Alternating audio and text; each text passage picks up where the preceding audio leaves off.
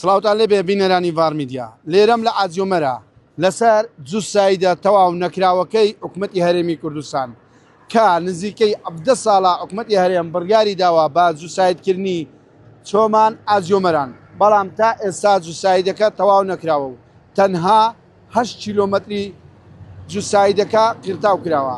ئەمە لە کاتێکدایە تەواوکردنی ئەم جوسایدە بۆ حکومەتی هەرێمی کوردستان و بۆ هاوڵاتیان سوود و خازانجێکی زۆری هەیە. بۆ پێی ئەم جوسایدە بە جوسایدی شادەماری ئابووری هەرێمی کوردستان و بە تایبەتی پارێزگای هەولێر ناوزەند دەکرێت. بۆ پێی ئاجۆمەران بە پارێزگای هەولێر دەبەستێتەوە کە ئەمە ڕێگایەکی بازرگانی و هەروەها گەشتیاریشە. ساڵانە لەم جوسایدە چەندین ڕووداوی هاتوچۆ دروست دەبن.